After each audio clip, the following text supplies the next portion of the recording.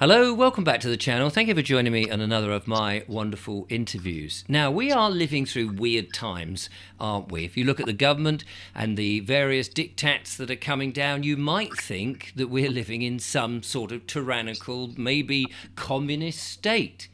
Are we? Well, we should ask somebody who perhaps has lived under a communist state and find out if there's any similarities between how things are today and what we went through perhaps 3 years ago when we had that certain thing that was attacking everybody and we all had to stay inside because for our health and all of that. So let's talk to Steve, who is a Polishman living over here, and he remembers when the Berlin Wall went down and he knows what it's like to live under the thumb. Steve, thank you for joining us. Hi, Richard. How are you doing? Good to see you again. It's lovely to have you on the show. Now, I know we've got a bit of a dodgy connection on the internet. You could think that you're behind the Berlin Wall now, only it did crumble down, of course. So just tell us a little bit about yourself, a little bit. So you grew up in Poland and you're now over here, is that right? Well, I grew up in Gdańsk, north of Poland, which was actually the epicenter of the anti-communist movement in Poland, if not Eastern Europe. That's where our Solidarity movement originated. It originated in the 70s, but it they went on strike in the 80s, August 1980, and I witnessed all of it. I was a young guy, just I think I was about 10, 11. Right. But I remember, we were coming back from holidays with our grandparents, and as we were entering the city, there were tanks standing on the flanks of the road, on the sides of the road, and you could get back into the town, but you couldn't get out.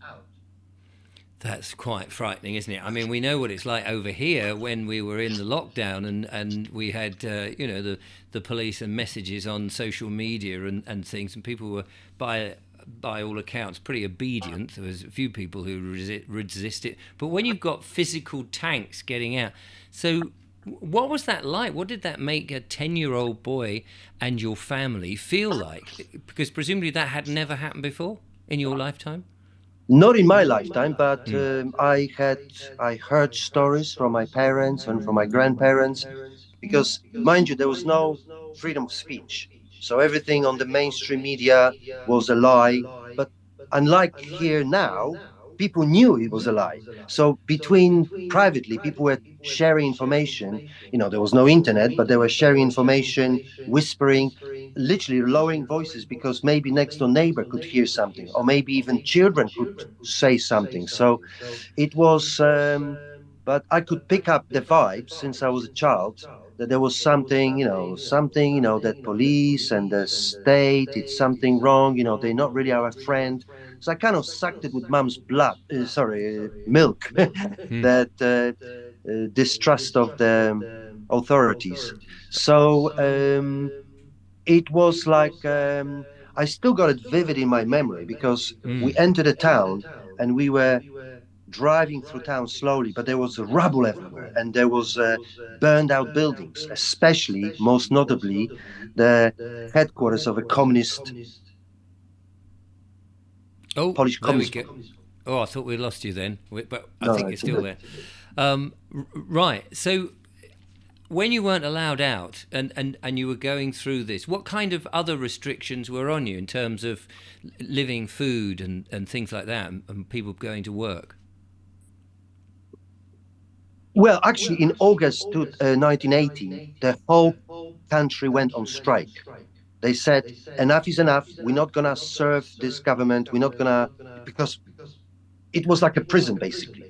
Most Right. people don't realize that the whole country was like a prison camp. You could not leave the country. I could not get a passport until 1989 when the Berlin Wall collapsed, when the Soviet bloc collapsed. You Mm. could not, only privileged and those with connections could leave the country, and only if they promised to return. And a lot never returned. But then their families were interrogated, they were harassed, but whoever could get out, would get out, Mm. but most people couldn't. It was a prison. So when I heard about lockdown and about restrictions not to move because of some virus, I was livid. I couldn't. I was first. I couldn't believe it because it was like a deja vu. It was almost like being Back to the Future. So were you living in this country at that point? I came to London in '91. Right. So this is now your home, and you're very familiar with everything. So the lockdown suddenly rose hackles in the back of your neck, I suppose. Well, it gets better because this restrictions stopping people from leaving the town was only because they didn't want to spread the revolution. They didn't want the revolution to spread throughout the country. So they Mm. were letting people in, but there were no restrictions within the city as such because the city was pretty much free. Right. People literally went on strike. They said they were masses everywhere. There were protests everywhere, and people were just not obeying, not complying. And it got better because what I'm trying to say is in December 1981, after like a year and a half of what they called anarchy. But it's interesting because anarchy was actually the best time of our lives. It was a free city. Everything worked smoothly, fine. Everything was great. There was this sense of freedom everywhere and sense of freedom. But the government, by December 81, had enough. And that's when they rolled tanks inside the town. So one day, 13th of December 1981, I wake up in the morning, and there is, instead of children program, there is a general, Jaruzelski, in a general uniform, announcing that because of the serious extreme elements, they have to introduce martial law. And that's where uh, armored vehicles and tanks were outside of my block of flats, and armed guards, police, army walking with guns and truncheons, patrolling the streets. There was a curfew. Nobody could get out of the house for, I think it was between 10 o'clock in the evening and 6 o'clock in the morning. So people could still go out and shop. And Right. So are you saying then that with this period of anarchy, and this is not the anarchy that people often think the definition means, in which there's violence and people looting and smashing and what have you. It's sort of self law, isn't it? You're governing yourself. This period of anarchy was going on, and the authorities could see this and didn't like it and wanted to have control. Is that what was effectively happening? Have I got that right? I experienced anarchy in my life Mm. because I believe, and it's based on my experience, Mm. that the obstacle to freedom and growth and prosperity is the government. Yes. Because when there was no government, when people said, get lost, we don't want you, we want to govern ourselves, things work fine because people are ultimately inherently good. They want to Mm. help each other. They want to cooperate. They want things to work. The government cannot dictate the price of bread. Like, these are all uh, uh, tenets of the Marxist ideology. No private property, centralized economy, centralized government, centralized banking. That's exactly what's happening here, right now. Mm. So this period of, but I'm just trying to understand this. So this period of anarchy, this great period, the government or the authorities wanted that didn't want you to have that, and so that's when they squashed it. Is it? Of course, Yeah. they Unfortunately. want total control and pay taxes. Right. Absolutely. Um, so so now you have a sort of a similar system to how we are, in which the government is the ruling thing and thinks that it's in control rather than actually being our servants that we have asked it to administer. So go scroll forward for a moment then, as somebody who's lived through all of that, and I want to touch on the fact that at one point interest rates, I think you told me before we started filming, went up to 2,000%. And I want to explore that in a second. But in the early days of lockdown and this virus, um, how did you react to the media messages from the government? Well, first of all, I have not watched TV, mainstream media, or read the papers for years. Right. I gave up years ago, and I only learned, well, obviously, I heard from people, there's lockdown, there is virus, and I was like, I'm not, I'm not bothered. I'm not interested. I'm Right. healthy. I'm fit, and I'm healthy. I take responsibility for my life, Yeah. and if I get sick, it's my responsibility, not the government. Don't have responsibility for other people's choices. If they want to stay at home, if they want to wear a mask, if they want to get jabbed, that's fine. But Yeah. don't tell me what to do. It's not my responsibility. Right. So when you saw people acquiescing, when people were going along with it, how did that make you feel? Well, I didn't see people. I was driving around and walking around, All cycling right. around Watford, and it was like a zombie apocalypse. There Yes, was but nobody around. there was nobody around. But presumably you realised that people were staying in because they were frightened. I know, and it was like I was really scratching my head. I could not work it out. Mm. I obviously I've got very good network of friends, and we were discussing. So my gut feeling was confirmed very quickly that it's all just a massive, massive psyop and massive, just some kind of operation that it's not for the benefit of the people. Mm. So I mean, I'm just trying to sort of break into the fact that you've gone it, so you would recognise this perhaps a lot more than the average person over here who hadn't experienced living under communism. I mean, to us now, I think people are beginning to sort of think back to, hang on, we were locked down. I mean, it seems ridiculous. We went through it with our eyes closed and just sort of acquiesced and did as we were told. Not all of us, of course. A small number were resisting and pushing back, but the majority of people went along with it. And then we had the medical treatment, shall we say, that people were offered, but in a very heavy-handed, dictatorial way. It was an offer, but we were very much felt that it was something we had to do to help one another and for the benefit. And I'm guessing that again that you would have seen this very cynically. I was in disbelief. I could not believe, because when I came to London in '91, I only came for a few months initially because I was doing very well in Poland. It was a emerging capitalist economy, so I just wanted to learn English and go back. Um, but I thought I was joining. Well, I was visiting capitalist country, free country, Right. What do you think of and it now?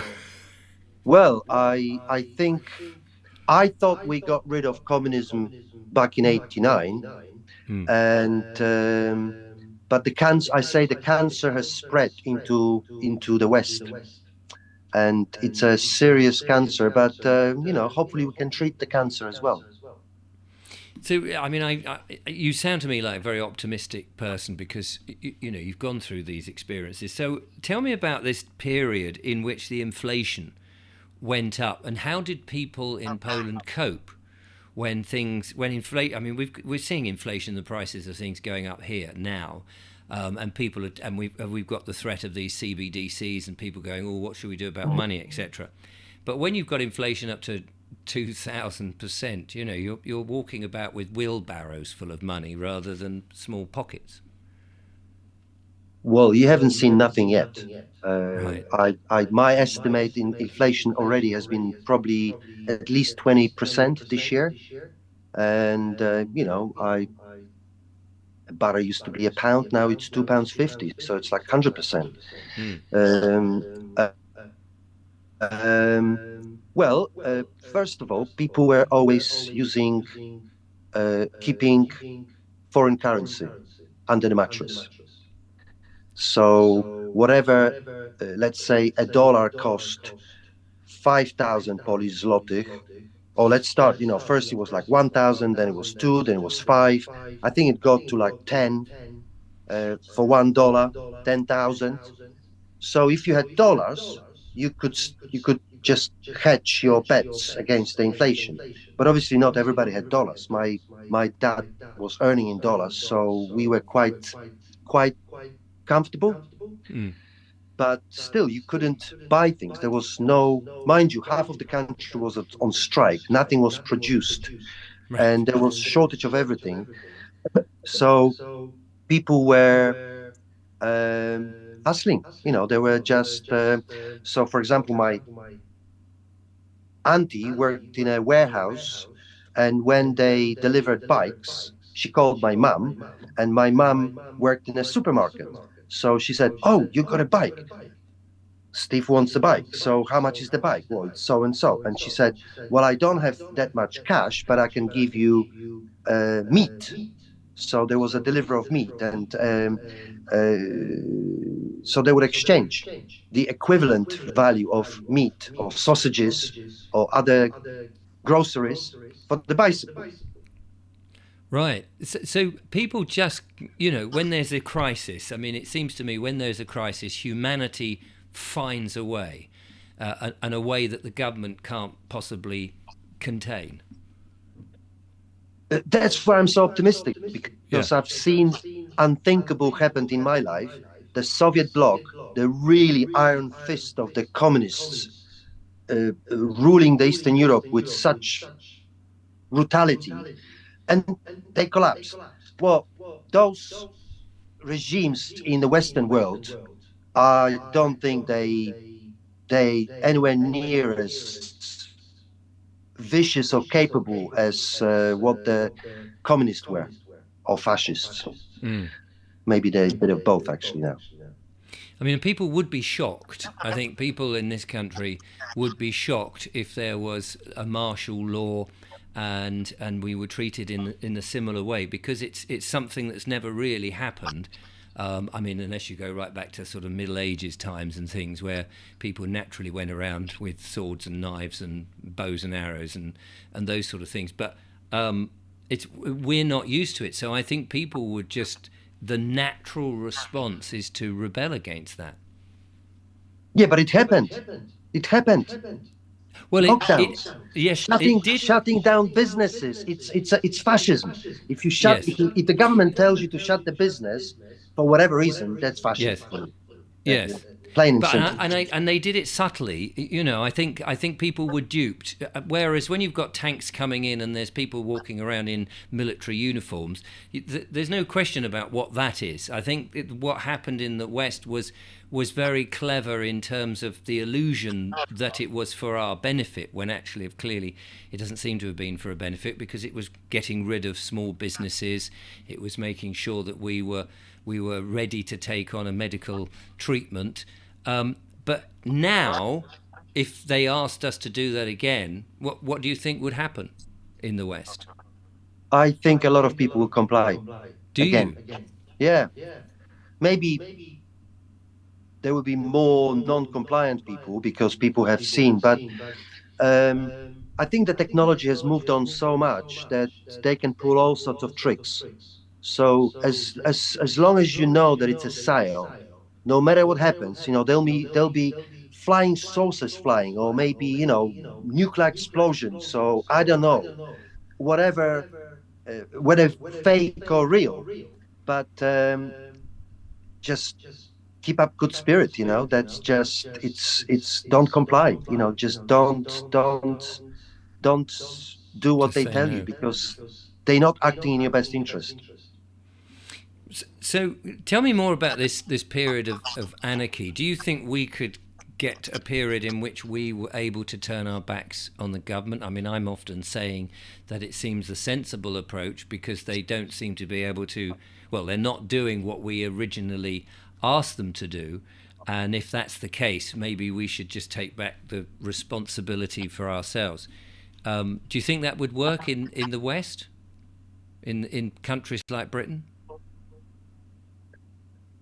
It's difficult to say because I think people have been so brainwashed and so indoctrinated. So many people still believe that the government is their friend. Mm. For me, it's where did the standards go? If somebody is a liar, you don't trust them. But Mm. somehow people say, oh, he's a politician. He has to lie a little bit, you know? No, no, they are liars, uh, corrupt. They do it in a very civilized way, but it's still corruption. You know, there's no Mm. difference in some banana republic or some African state or Eastern European communist regime or lovely, sophisticated British Parliament who does everything according to the law, as, for example, Hitler did, you know, everything according to the law.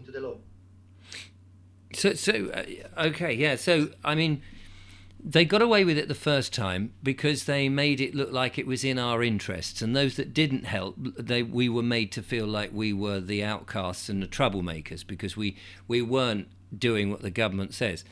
Um, do you think then, in order to make us comply on a future thing, and I think there is a definite feel that something is coming. I mean, I'm saying it in my monologues and things, and other people are saying the same, that there is something else up their sleeve, which is perhaps a lot worse.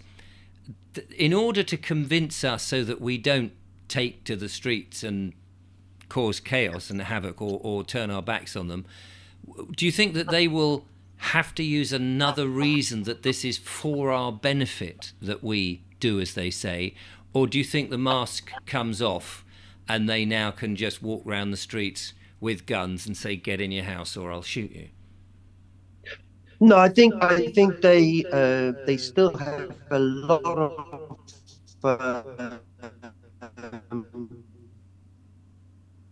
manipulation tools. Right. Hello, Hello. Sorry. are we We are. frozen or can you hear We, me? I can hear you. Yeah. So they've Yeah, still got a okay, lot of dropped off. So manipulation. so my I think the tricks of the last century, which was the iron fist, you know, the gun and the actual brutality and violence, would probably not work that well. So I think it's far more subtle and sophisticated manipulation. So my worry is that they will bring out something that it's going to be so powerful that even the most hardlined anti-establishment will get frightened. That's my worry. Mm. Yes. Oh, okay. That's fascinating. And we've spoken about things like the UFO ideas or all these things that most people have no concept of, but and we're seeing them drip into the public consciousness through the mainstream media and some of the non-mainstream, the sort of more mainstream, non-mainstream media, if you like, the big channels that may or may not be controlled seem to be pushing forward concepts that might then people will believe in, like Yeah, the yeah it's some kind of preemptive sort of programming. yeah Something absolutely something is definitely happening, and there's and it's my experience is very localized because it was only little Eastern Europe, but now we're mm, talking about the global. You mm, know, there is Hawaii, there is Taiwan, there is North Korea, there are things happening all over the world. Not to mention Ukraine, which mm, again I have quite a lot of inside information about. I've got friends who are Ukrainians, I've got friends who are Russians. I grew up in Poland where we had to learn Russian, so I can speak Russian. So there was a lot of people were sending me videos with various politicians. I don't know. I don't want you to get monetized, but various politicians, and they were told that he's saying this and that. But when I heard of that dreadful person who has waged unjust war on a poor little nation, he was speaking something completely different.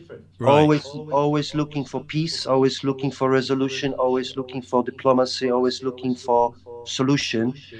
But unfortunately, the forces which are now possessed by the communist ideology think the same, think different.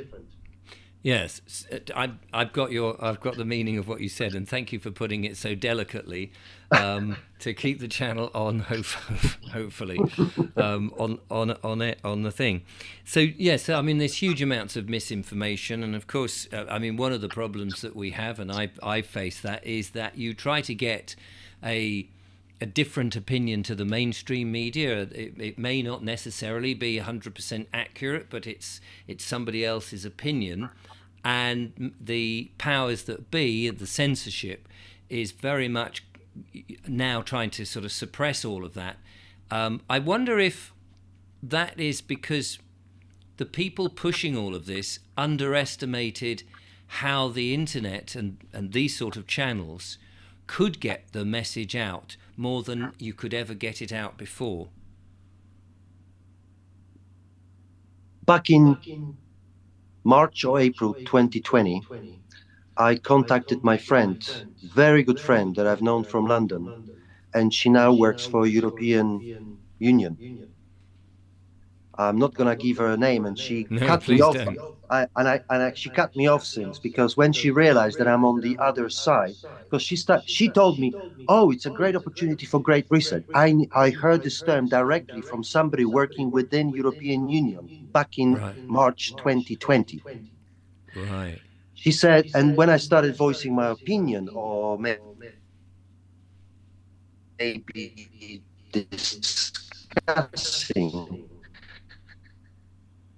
she said, "Oh, there is Wait, far too few of us to make a bear with us, ladies and difference." gentlemen. Obviously, they don't want the message to get out. Are We've we frozen again? frozen again, but I can still hear you, so there's a chance it'll come back. We're on the edge of our seats, of course. Hello? Hello. I can hear you. Can you hear me?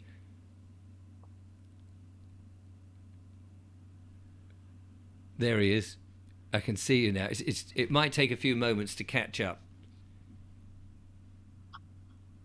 Okay. But I'm really sorry about it. no, no, please don't apologise.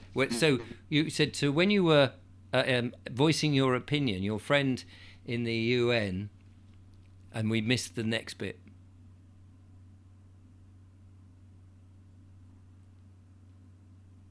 There might be a bit of a delay. Oh, you're actually only in England. It's not like we're actually trying to get across into Ukraine or anything like that. It is the internet and their supposed improved signals left, right, and centre. Um, are you able to hear me? We can see you cogitating.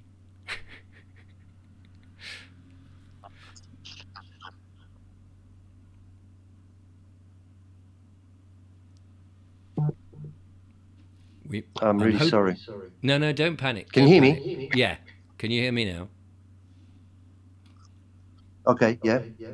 Grant, so you were saying that when you were voicing your opinion to your friend in the UN, and then that's when we EU. lost. Sorry, the EU was it? Yeah, Yeah. we lost the signal at that point. You might want to cut it out. Um, yeah, she was very arrogant and almost like speaking from Klaus Schwab hymn song, saying, "Well, there's just a handful of you, thinking like you, it's a insignificant minority." Wow. Fun enough, it's a term that later that tyrannical dictator in Canada said about the truckers. They are insignificant minority or extreme minority. Do you remember that? Mm. Incredibly arrogant. Yeah. So like I said, that friend that I've known for many years had cut me off since. So I don't even know if she reads my messages, but um, I think she No. might be a bit surprised now that so many people, there were so many protests, so many Mm. objections, and so many people woke up. Yeah, so much for an insignificant amount. Yeah. So do you think that the people, that the authorities, although they're quite sophisticated, as you indicated, and their methods are a little bit less brutal on the face of it, although still brutal underneath, do you think that they're worried about how they do this? Are they? Do you think that they're concerned? Oh, they should be. I'm pretty sure they are. Oh yes, definitely. Right. And again, what gives me hope is because I experienced that in Poland, and Mm. that dying beast of the communist regime, the more scared they became and the more powerful the resistance became, they were bringing out more and more oppressive, tyrannical rules and regulations. Similar to what's happening now. Exactly. And so tell us what happened then. How quickly did it just implode? Well, after introducing martial law, it still took 8 years, so 7 years and a bit, for the regime to collapse completely. But I think things are moving much faster these days. Mm. That we're talking about 30, whatever, 5 years ago. So I think now the universe has accelerated. So I think it might be a matter of months, maybe a couple of years. I don't know. I'm not a prophet, but I No, think no. I think it's gonna. For me, there are so many signs of a dying beast.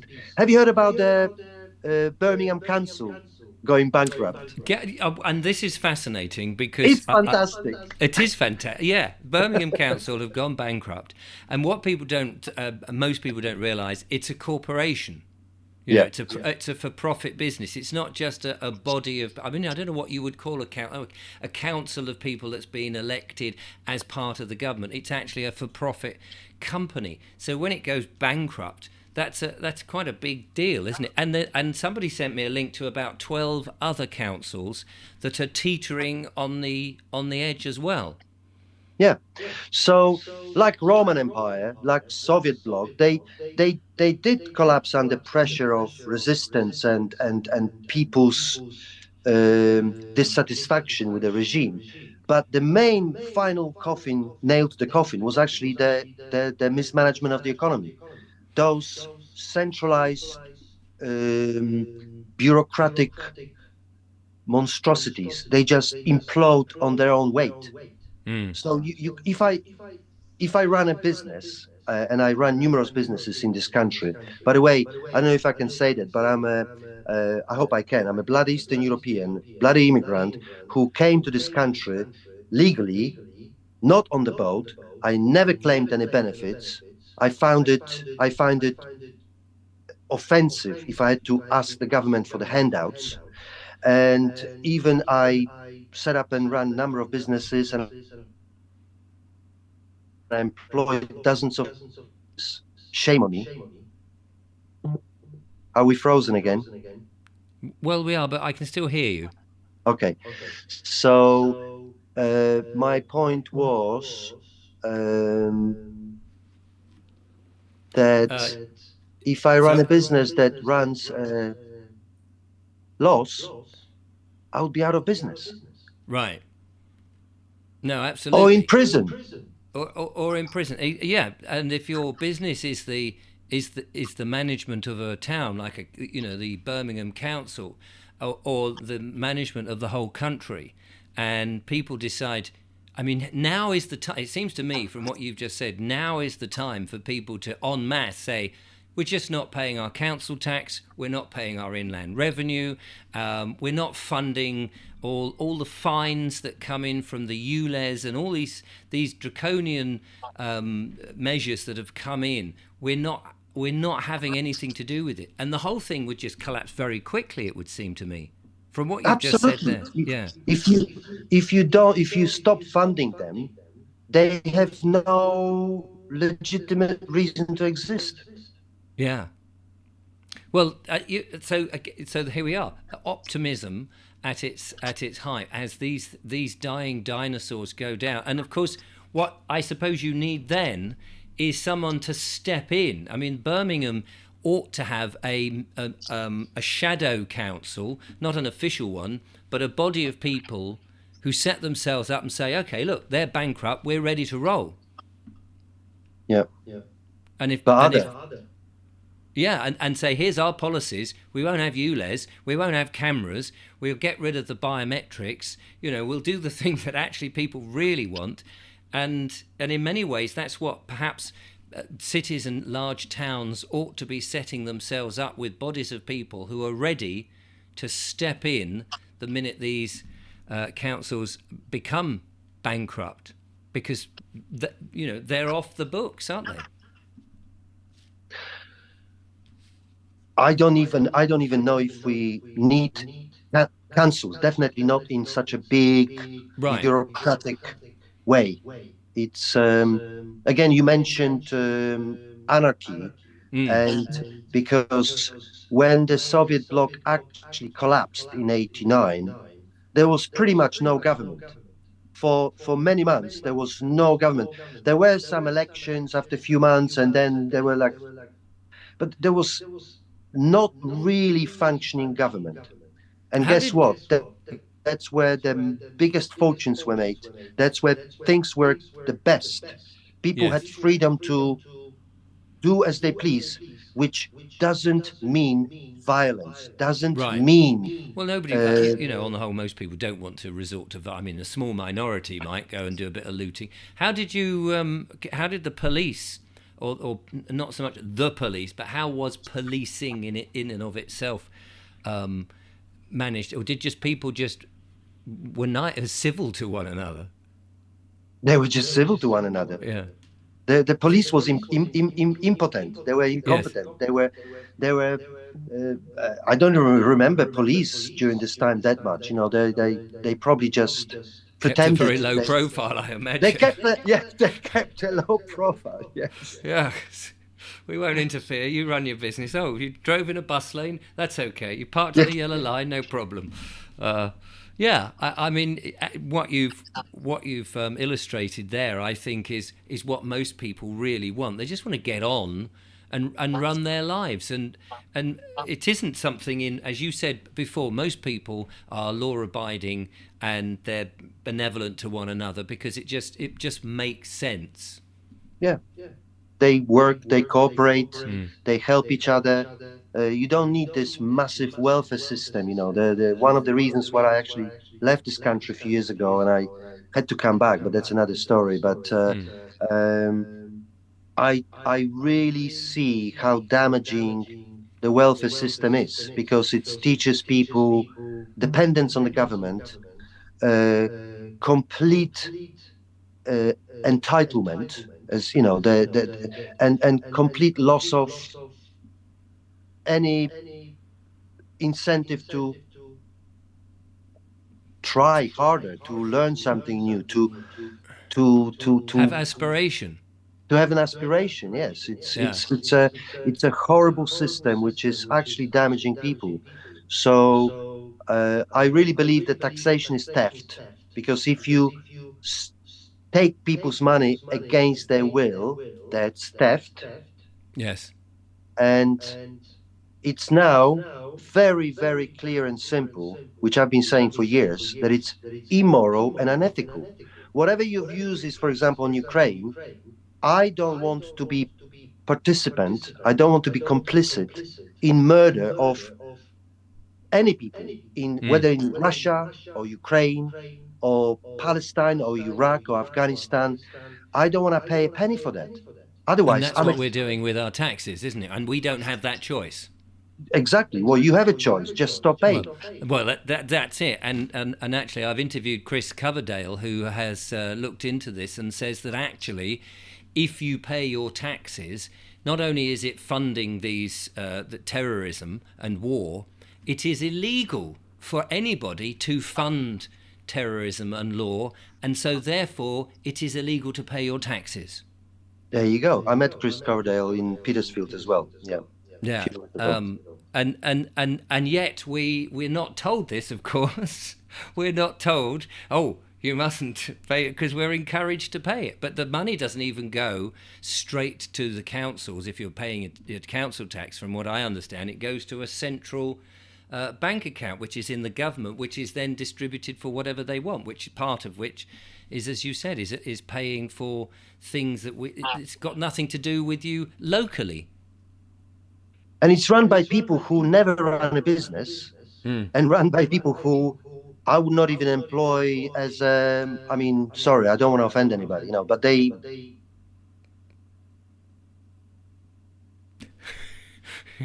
I haven't muted him. I was interested to know what he's saying there, where he's going to offend. Oh,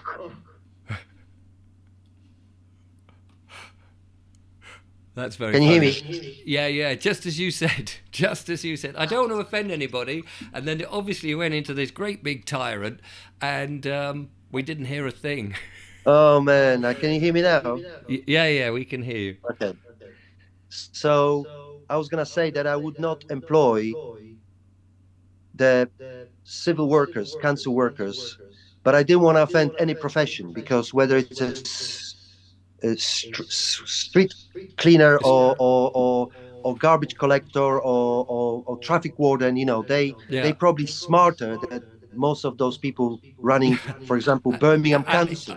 I totally agree. And you can imagine in the cafeteria if they, or when they meet up, um, a road clearer or whatever, the cleaners, they probably go, "My God, this bunch, they've got me doing this. It's a long way round. It's costing a fortune. What a waste of money. What do they know? And look what they're driving in their big country houses."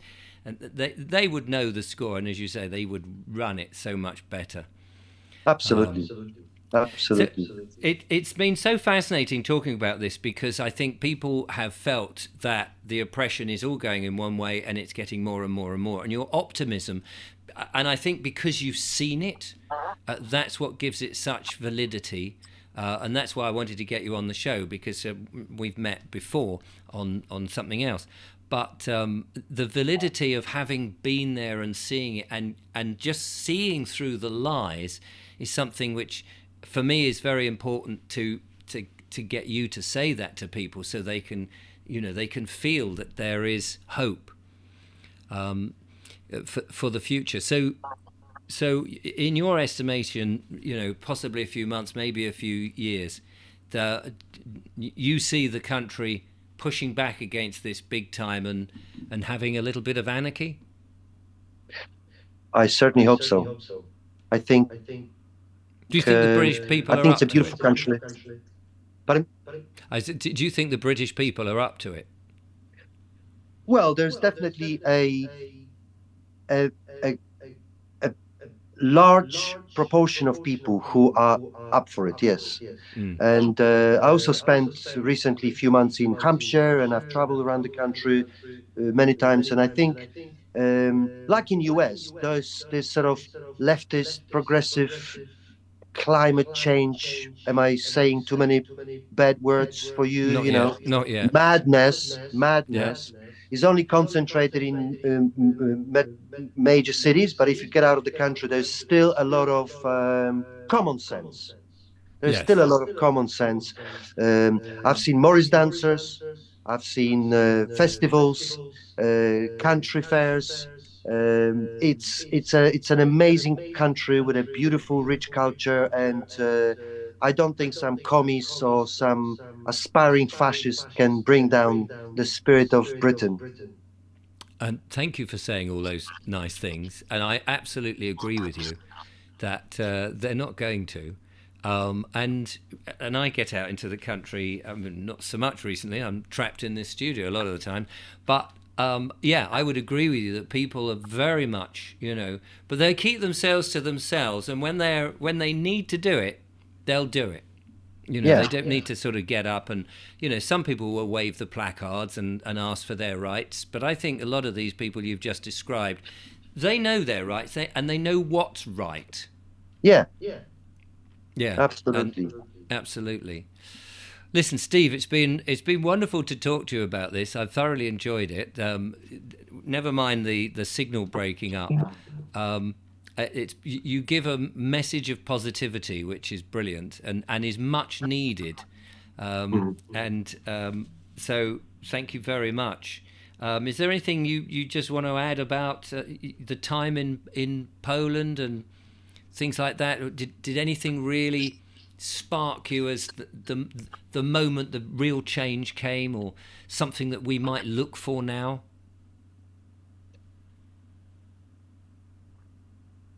I put I you on the spot. think people unite when they are in hardship.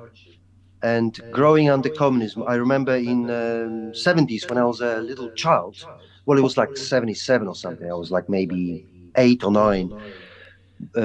My mom said, "Sorry, but we don't have anything tonight.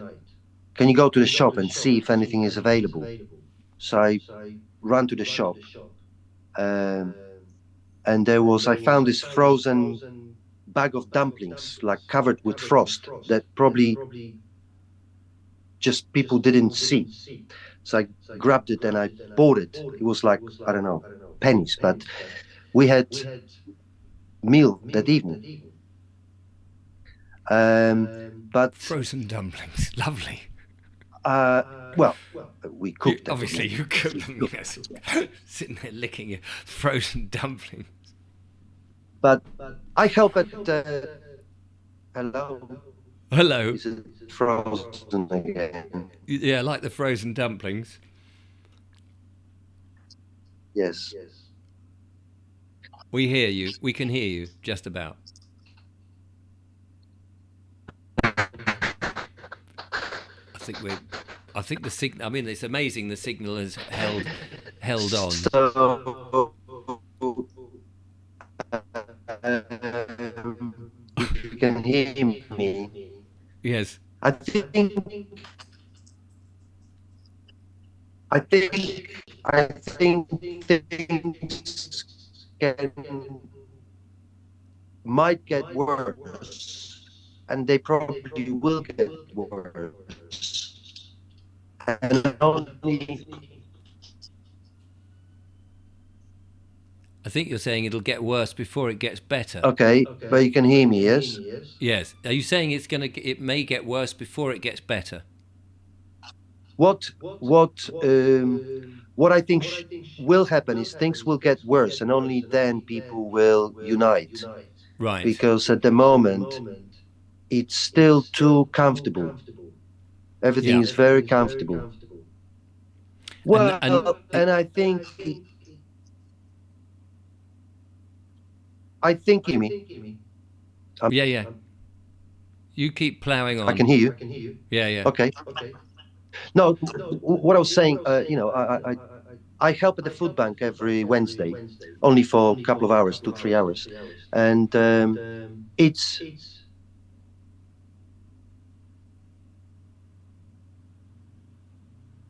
they leave vegetables or fruit behind, and they take extra cakes. So they're not really starving. They're not It, it, really no, that's desperate. really yeah, that's really interesting. They leave the vegetables and they take the cakes. That's Yeah. yeah. So when things get really hard, they will have to unite because nobody wants to see people actually starve on the streets or in their houses. But at the moment, it's still too comfortable, and that's that's I suppose that's our Achilles heel. If they continue to make us comfortable, we will acquiesce. But the minute it becomes real hardship, then we will rise up and stop it.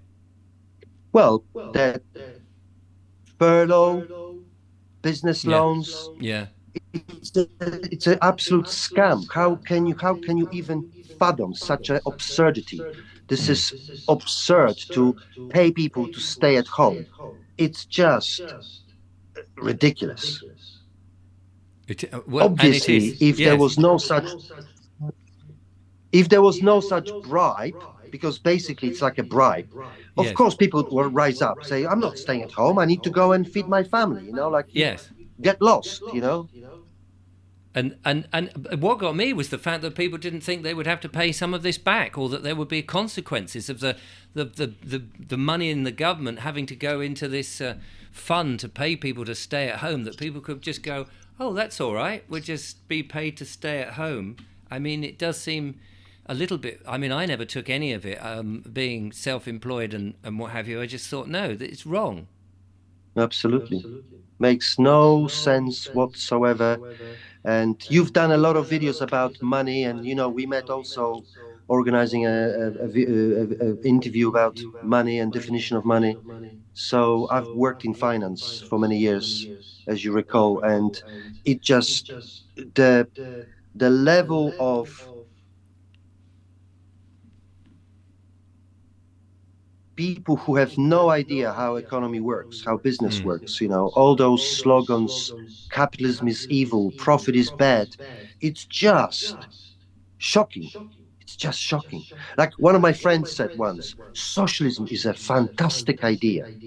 It just needs capitalism for it to work. So there you go. Oh dear, oh dear. Steve, it's been an absolute pleasure to talk with you. Thank you so much for being on the show. Apologies for the internet breakdown and stuff, but that kind of it adds a certain frisson to the interview in some way. Yeah. And it's funny how those things happen. I look forward to seeing you again at some point, at some other juncture or thing that goes on. Yeah. It would be nice to have another cup of tea or a beer or something. But in the meantime, thank you so much. You're not pushing a book or a website or anything like that, are you? Some of the guests are sort of going, "Oh, here's my website, here's my book." So Not at all, not at all. But I don't want to brag, but I was a member of the anti-communist underground movement in Poland. So if things get worse here, you know who to call. Yes, absolutely. We will. Yeah, you know who to call. Brilliant. Thank you so much, Steve. Really appreciate it. You're welcome. Nice talking to you. Thank you. So, ladies and gentlemen, there we go. A man from Poland who's been through it, knows what it's about, read the signs, can see it's happening all around us. Can you? Will anarchy be the thing that's going to do it? Well, I think we know that things are going to get a little bit grim. So let's see if people will unite together and push back against the tyranny and make the world a better place. I'll be back with some monologues and more interviews. But in the meantime, from lovely Steve and myself, thanks for watching and goodbye.